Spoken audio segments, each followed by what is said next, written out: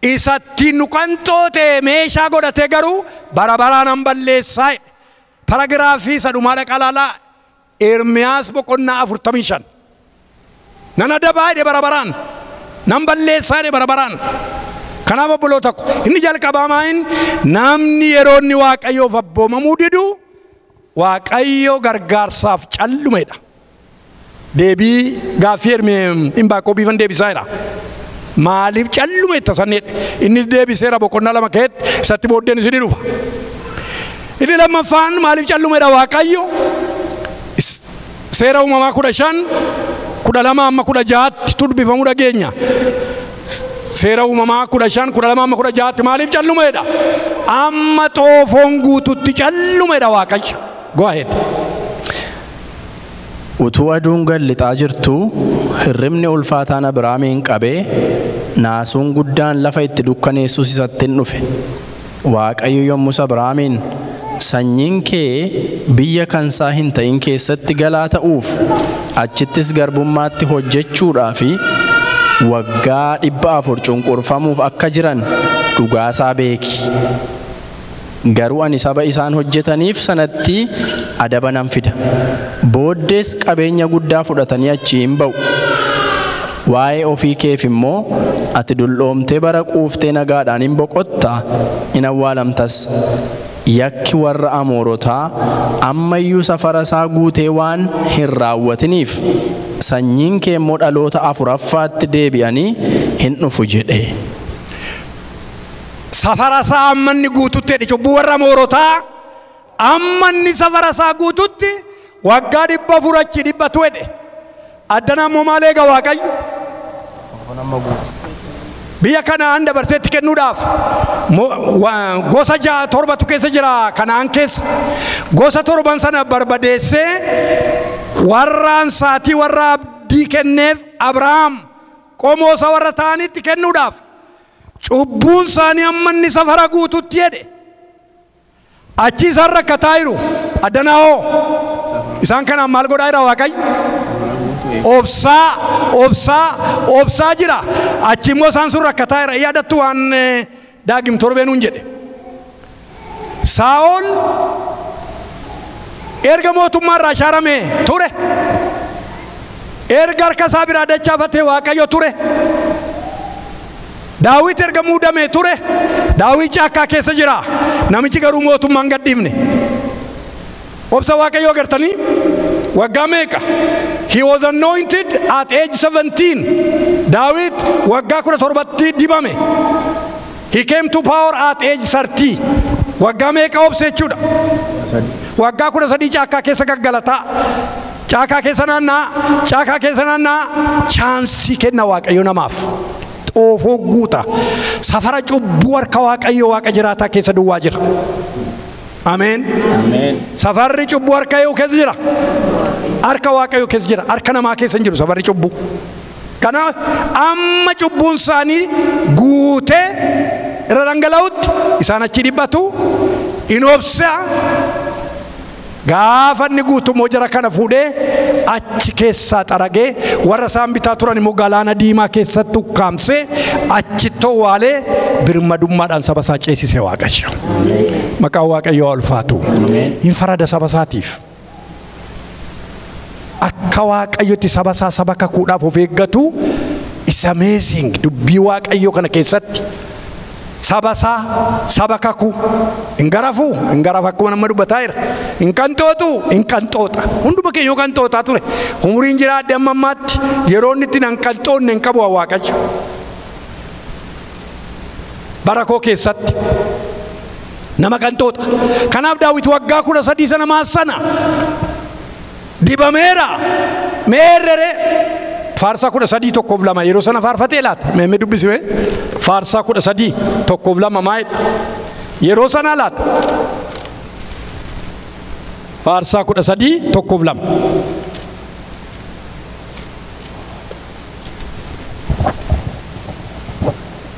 Hamma yoomiitti raawwattee na irraanfatta yaa Waaqayyo? Hamma yoomiitti fuula kee na duraa dhoksitaa? Hamma yoomiitti lubbuun koo yaadaan dhiphatti? Hamma yoomiitti garaan koo guyyaa guutuu gaddaa? hamma yoomiitti diinonni koo anarra aanu? Amma yoomii meeqadha? Quba koo agartanii? Amma yoomii meeqadha?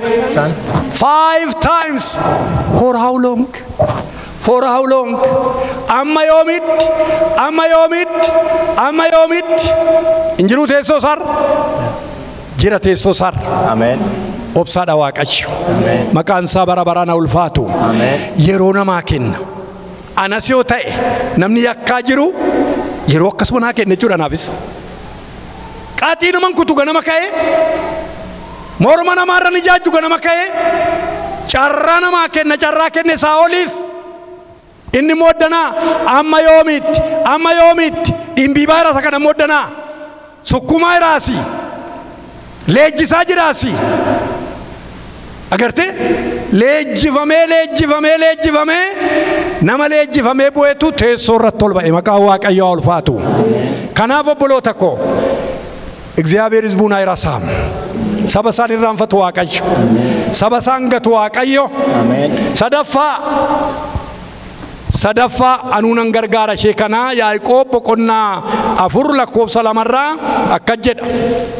Maaliif isa jedhu Yaaqoob 4:2 warri maa turta maa calluma jetta jedhanii isatti wawwaatan amma isaan gara isaatti galagalanii isa waamanitti hin tura Waaqayyo akka jedha Yaaqoob boqonnaa 4 lakkoofsa 2 walakkaa kaasee.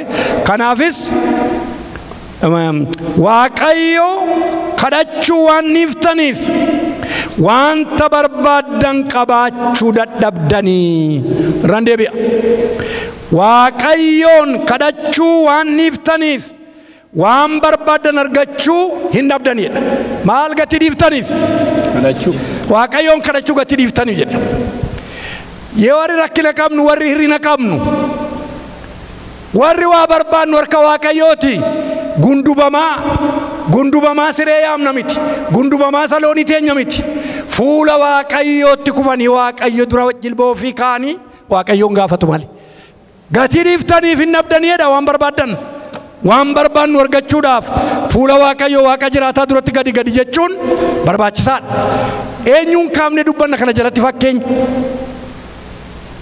Na duukaa hirtumni qaatan fixe qabxii tokkitti tafee obsaa. Eenyuun fudhanna? Iyoosaafeetiin fudhanna. Mootota sadiitu namicha kana marse. Yihuudaan gosa lama duwwaadha. Biniyaamii fi Yihuudaa. Mootummaa xinnoo tokkodha. Garuu kana balleessuudhaaf lafarraa mootota sadii dhufeedha. Sadii. Warra Mo'aab, warra Amoon, warra tulluu Seeir irra jiran hundinuu wal guuranii balleessuuf dhufanidha. Dhufanii itti himanii. Naawaamaa saba jedhe. Ijoolleen nafin dubartiin nafin jedhe. Yeroo baay'ee dubartootaaf dhiira walitti makanii dhaabanii kuwas hin beektan warra Yihudii. Daa'imootas hunduma soomaaf sagadaa yaa gara mana qulqullummaa Waaqayyoo duratti walitti qabamaa jedheedha. Macaafa seenaa baraa lammaffaa 20:26 dubbisaa yeroo keenya hin finnu dheedniise akkasuma isinitti hima. Macaafa seenaa baraa lammaffaa 20:26 walitti qabamaa mana qulqullummaa duratti jedhe. Dhagaa'irtu harka isaa diriirseedha sagalee Waaqayyoo. Waltajjii irra dhaabatee Waaqayyoon akka jedheedha. Yaa Waaqayyo gosa nuun mormuudhaaf bahe kana wallaansoo qabuu hin dandeenyu jedhe. Maal hin godhu? Hin dandeenyu jedhe. Ijji keenya garuu sirra jira jedhe. Haleluuyaa.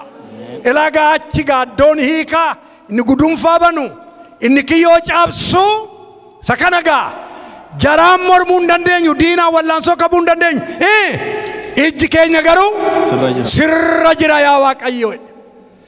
Abboota keenyaan karaarraa goraa utuun balleessin darbinaa warratti jettetu araddaati nuu keessaa nu baasuudhaaf dhufaniiru. Jara kanaan mormuu hin dandeenyu. Maalluu wayyareedhe. Yaa Waaqayyo maalluu wayyareedhe. Fuula Waaqayyootti daa'imoota laalaa warra amma mucaan boonyaan fuutee kaate. Garuu daa'imootas jedha dubbii waaqayyoo, dubartootas jedha, gurguddaan xixinnoon fuula waaqayyoo dura dhaabatanii ija isaanii gara waaqayyootti yeroo ol kaasan raajummaan kan hin beekamne nama tokko raajiin dibee kaase waldaa keessaa achi gubaa'ee keessaa akka jedha waaqayyo gooftaan maccaan adagaye Iyoosaaf mootii Yihuudaan adagaye sabana na daragaa isintu waraana miti ana lolaan ani isinirraa lola jedha waaqayyo gooftaan maccaan. Haleluuyaa. Ana jedhe waaqayyo anatu lolaa anatu lolaa ana deebisa karaa ni dhuferraa dhiisatti lakkoofsa 3 4 12 15 olaaltan waraanichi kan kooti salfuu የእግዚአብሔር ነው raajin ka'e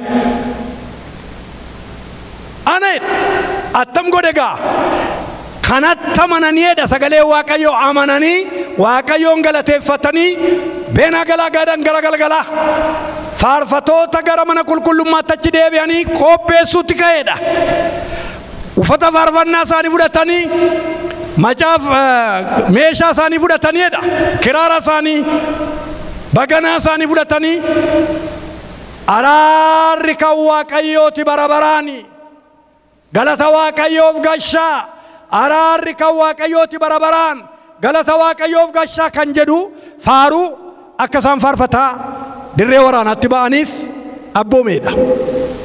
Faarfatoonni wayyaa isaanii uffatanii wayyaa faarfatootaa uffatanii faarfataa yeroo isaan ba'an lolli dhokataan waaqayyo biraa diinota isaanii irratti banameedha. Maqaan waaqayyoo barabaraan kan eebbifame haa ta'u.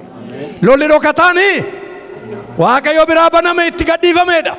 Qaba waaqayyo lola dhokataa karaatti saba isaarraa diina dha'u karaatti saba isaarraa diinota gombisu karaa qaba waaqayyo karaatti hin yaadne karaa nu hin yaadne karaa nu hin akeekkanne irraa gombisa saba isaarraa hin gombisa arras maqaan waaqayyoo ulfaatu elaa yaa waaqayyo araddaatiin ulaatte keessaa nu baasuu dhufan jedhe garaa namaa kan tuqu Iyoosaafet araddaatiin ulaatte kan keenya jenne kan qabanne keessaa nu baasuudhaaf dhufan ati maa taa'e waanan jedhu moo jedhe waaqayyo anatu lolaa maqaan waaqayyoo ulfaatu maaltu ta'ee dhagaa sagalee waaqayyoo lola dhokataa irratti kaasee erga inni rukutee booddee walii isaanii wal fixuudhaaf walitti galagalanidha walitti galagasha diina arrasin godha waaqayyo ameen ameen arrasin godha waaqayyo walitti galagasheedha amma isaan wal lolanii lafarraa mutuutii wal fixanitti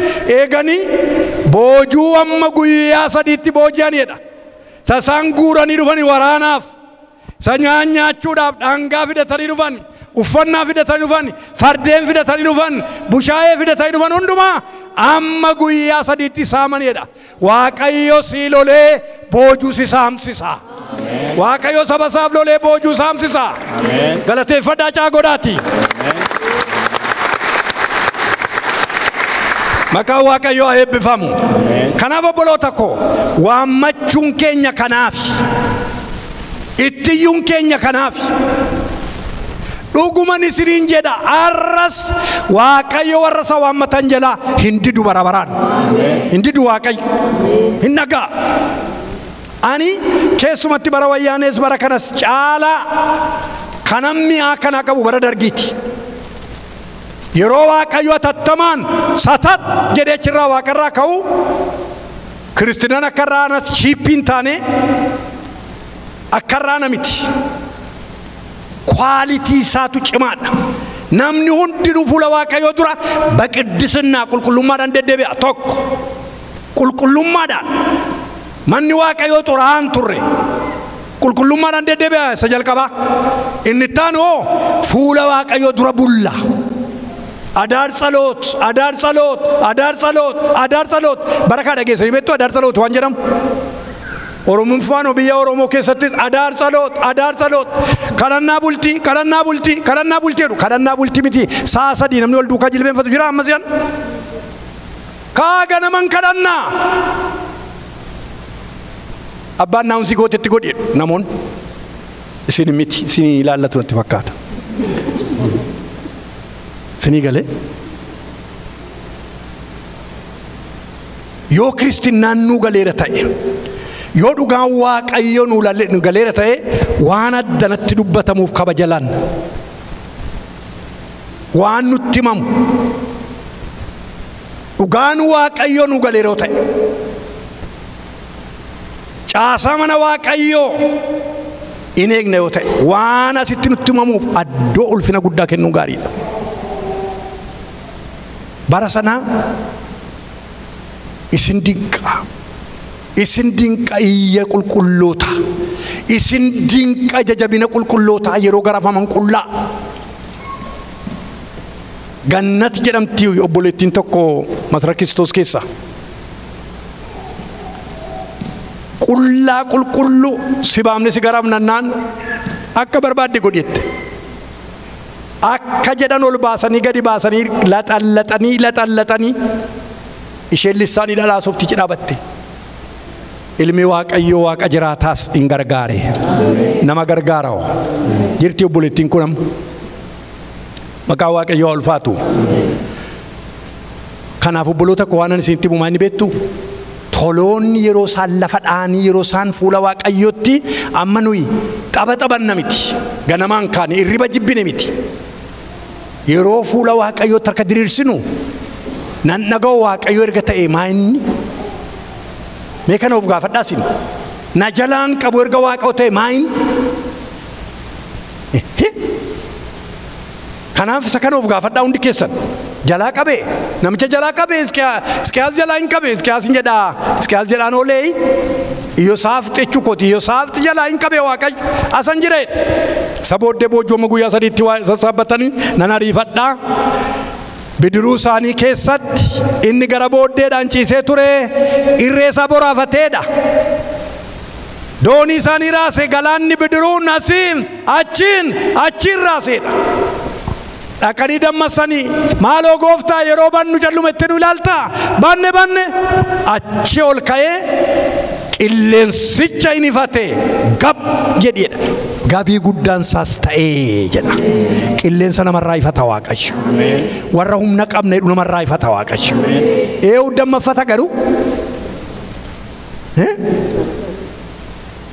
afaan maaliitiin waaqeffataa irra nuam afaan Oromoo we represent our people karaa tokko kan kee duwwaadhaan miti you represent your people kaatee fuula Waaqayyootti maadhuma sabni kun maajjeefama sabni kun maa calluma etta jechuun sirraa eegama siinitti waame siif ijji kee baname isa ijji isaan banamne hin komatin ganaa banaa jasaa maqaan isaa eebbifamu dabaree nama biraan ga'a asan jireedhe bubbee kab godhe gabii guddaan isaa ta'ee jedha Maarqos boqonnaa 4:37 irraa gabii guddaan isaa ta'eedha. Sirraa ifata bubbee sirraa ifata qilleensa waan barbaade kaasaa akkuma kaleessaa misraachoo gurguddaa tokko dhageessaa turanii obboloonni 2-3 galanni Waaqayyoof haa ta'u abbaa barbaade ajajeetti irraa caamsa maqaan isaa eebbifamu mitiira jiran barbaade ajajeetti irraa caamsa arfaffaaf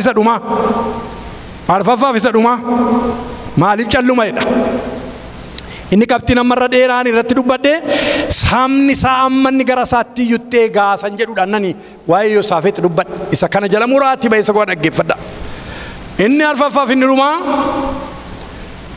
saamni isaa yakkarraa amma deebi'anitti eega Waaqayyo akkuma silaa agartan Isaayyaas 59 lakkoofsa 1-2 ka'edha kunoo harki Waaqayyoon gabaabbate isin fayyisuun dadhabe gurri isaas duudee iyya keessan naga'uu hin dadhabne dhiifama yakki keessan isiniif Waaqayyo keessan gidduu goree gargar isinitti see akka isiniif hin nageenyettis sababii cubbuu keessaniitiif Waaqayyo fuula isaa isinirraa deebisee jedha Isaayyaas suma silaati Ermiyaasii wajjin kan isaan dubbatan isuma sana kanaaf namni fuula Waaqayyootti yakkatti yeroo inni jabaatu yeroo inni garaa jabeeffatu parsanaalii gara keenyatti jechuudha dhuunfaa keenyatti akka waldaatti fuula Waaqayyoon nama jalaa dhokata fuula waaqayyootu nama jala dhokata. Maaliif waaqayyootu yakkaa wajjin waliin galu. Neecharii isaa miti. Yakkaa fi daddarbaa wajjin waliin galu waaqayyo taasumaa waliin galu. Kanaaf Meemmee Isaayyaas tokko 15:17 dubbisuu dandeessaa? Baafatteetta? 15 sadhumaati versi sadhumaati dhaggeeffadhaa. This is the last verse. Lakkoofsa 15:17. Yommuu isin harka keessan gara kootti bal'iftanii kadhattanii ani immoo gara keessan hin ilaalu. Harka keessan keessa dhiigni waan guuteef kadhata yoo baay'iftan iyyuu ani isiniif hin dhaga'u. Dhiqadhaa of qulleessaa. Hojii keessan isa hamaa ija koo duraa balleessaa. Hamaa gochuu dhiisaa. Gaarii gochuu baraa. Firdii qajeelaa duukaa bu'aa. Warra nama miidhan ifadhaatii qajeelchaa. Ijoollee abbaan irra hin jirreef faradaa. Haadha hiyyeessaaf falmaa.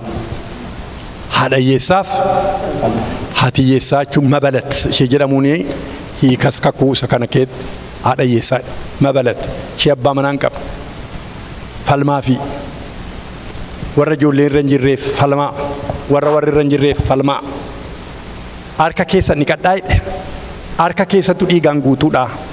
Hin deebisu kadhannaa keessan hin deebisu jedheedha. Kanaaf namni jireenya isaa keessatti fuula waaqayyootti mana waaqayyoo keessa deddeebi'aa jiraataa waaqayyoo dhugaan galee fi yeroo yakkaan deddeebi'u hin kadhataa kadhanni isaa garuu ulaa cufamaa irratti waca. Ulaa cufame dura jala taa'ee waca.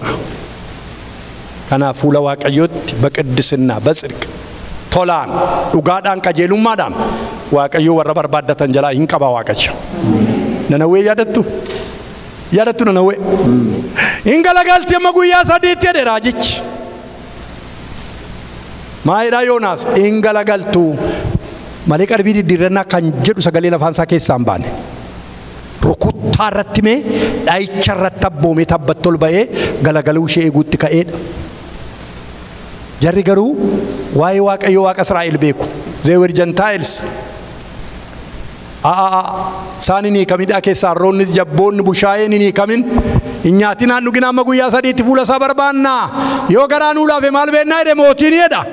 Kaa lafa dhaani. Waaqayyoo balleessaa isaanitti fiduuf jedhe hundumaarraa hin gaabben deebi'ee. Haleluuyaa. Yoonaasoo uuruu guuree tabbarra taa'a raajichi. Maal taate Yoonaas jedhe waaqayyo anoo biyya kootu hin jiru sitti meera. Kanaaf hangara teersee sitti si baqadde anoo sitti meera. Atoon gootu jedhe.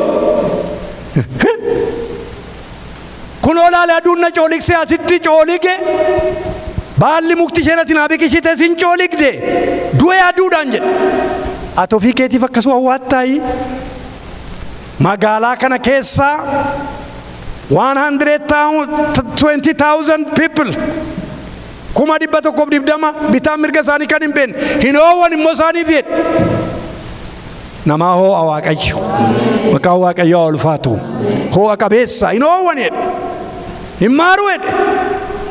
Anoo sitti meera beekanooti jedhe. Agartanii? Brutal. Raajii maaliiti kun? Deebi'uu namaatti araaraa saba isaaf ta'u maaruu saba isaaf ta'utti kan hin gammanne sababa isaan Ayihudii hin taaneef sababa isaan saba isaan taaneef itti gammaduu dadhabe. Waaqayyo lafa kanarra kan munyuuqan hundumaaf abbaadha. Uumaadhas waaqayyo. Hoo'a qabeessa waaqayyo. Hin balleessu. Hin maari akkasitti. Kanaaf obboloota koo waaqayyo waaqa jiraataa duratti gadi jennu. Waan asii isinitti himamu adaraa chillaan jedhina. Foqoqaadhuma ka'a isin gargaara waaqayyo. Akka dhannu kanaa darbanna saba keenyaaf. Kana isa qabnu waaqayyo nu gargaara. Isa dhageenye waaqayyo nuuf eebbisu. Gadeenna. Haleluuyaa.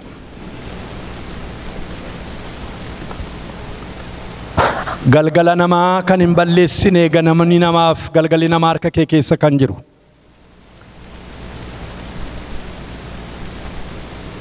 Rooba gabaabaa sandooniyaa.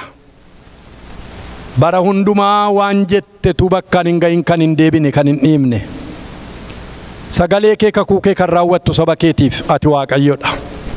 Maqaa Gooftaa maqaa Yesuus Kiristoosiin sagalee dhageenye hundumaaf galanni bara amma bara baraatti teessoo kee amarsu. Saba kana yaadadhu. Ammas nan jedhaa saba keenya yaadadhu. Saba gadadamaa yaa Waaqayyoo isa dukkana keessa jiru gara ifa bara baraattis akka dabarsituuf ifni wangeela keessa saba keenya haa qaqqabu. Cunqursaaf ajjeechaanis saba keenya irraa bara baraan haa dhaabatu. Karaa Gujii, karaa Shawaa, karaa Godaa, karaa Wallaggaa naannoodhuma hundumaatti yaa Waaqayyo saba kanatti duulee kan jiru irree qaba kan jedhe humna qaba kan jedhe inni humna qabdu inni irree qabdu inni nama loluu dandeessu inni nama falmuu dandeessu Waaqayyo Waaqa jiraata saba kana dabarsitee hin kennin. Maqaa Yesuus Kiristoosiin saba kanaa hoo'i yaa Waaqayyo. Gochaa jirtaa si haa galatu. Gochaa jirtaa si haa galatu. Amma nu yaannu walitti gochaa jirtaa yaa Waaqayyo si haa galatu. Afaa bara keenyaaf guyyaa keenyaatti yaa Waaqayyooti ol jedhi. Maqaa Yesuus Kiristoos Gooftaa keenyaan ameen. Galata galchinu Waaqayyo. Ameen. Ameen. Galanni Waaqayyoof haa ta'u.